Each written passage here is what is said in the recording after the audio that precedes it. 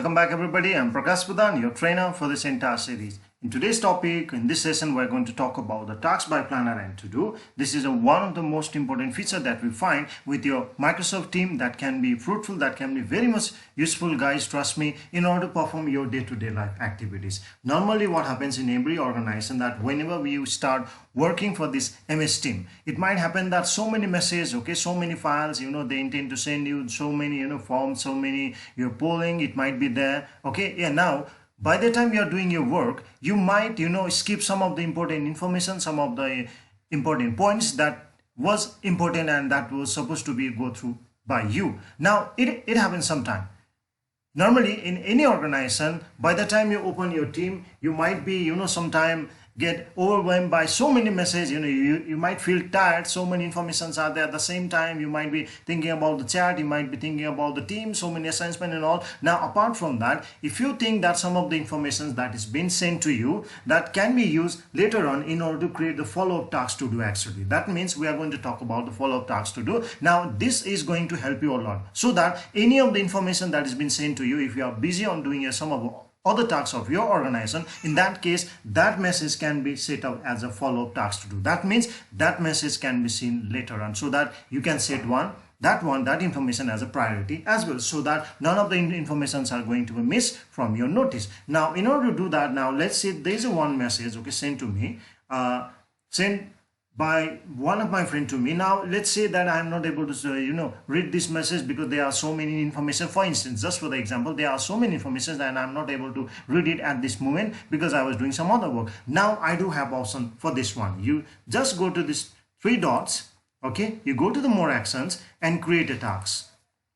So by the time you create a task, it's going to give you this option. Now I'm going to create one task, and how would you like to prioritize this work? I would like to go for the important because I have not read this one, and it seems like this message seems to be very much important. So when do you want this message to read?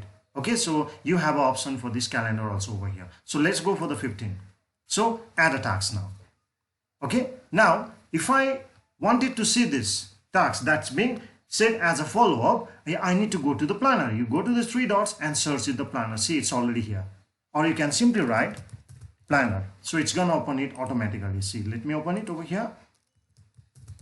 If I go to the planner, it's going to show you tasks by planner and to do. Now it's going to show you that message that I've set as a planner. See, now this is that message, okay, and it was set as a priority. So if you would like to go to the rest of the option over here, you might be able to do any of these actions over here. So you might be able to click this message, okay, you might be able to see what was there at that time, okay, and what was the link of that message. The entire things can be done. Now the main purpose of this tasks by planner to do is actually simply to create the follow-up tasks to do, because as I said, normally by the time you open your team, there will be so many these messages, so many teams, so many tasks, it might be displayed over the screen, so you might overlook some of the important messages. So in order to make sure that all the messages are gone through by you, so that's why you have an option over here to create a follow-up task to do. Now you do have other option. That means you can also create a task to do from here as well.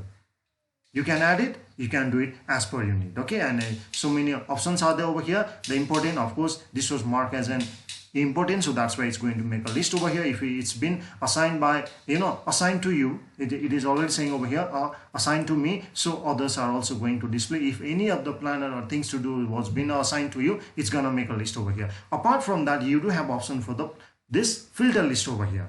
Now if you'd like to see the late, if you'd like to see the today's one, if you'd like to see the tomorrow's one, if I click the tomorrow's one, okay, so it should be able to show you. See, due is 1 because I have set one date for that message to read by tomorrow, okay, and you do have other options over here that no date in the future, okay, the priority, whatever options you'd like to set it over here in a form of your filter, that options are displayed over here. So guys, trust me, this one, the follow-up tasks to do in a form of tasks and planner, is going to help you a lot, so that none of the messages are going to be skipped out of your mind, because it happens sometime, okay. So I hope it was a bit informative to you in order to create the follow-up tasks to do in your Microsoft team. If you feel it was informative to you, please do like and subscribe.